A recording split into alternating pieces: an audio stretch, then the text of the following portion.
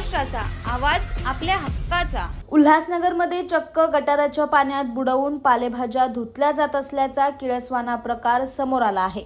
या प्रकाराचा video viral झाला असून उल्हासनगर महापालिकेच्या आरोग्य विभागाने या भाजीवाल्यांवर कारवाई करण्याची मागणी केली जाते।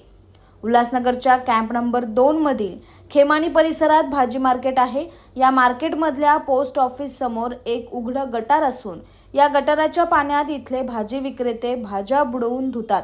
इतकंच नव्हे तर बादलीने या गटाराचं पाणी काढून ते भाज्यांवर मारतात आणि मग या भाज्यांची विक्री केली जाते।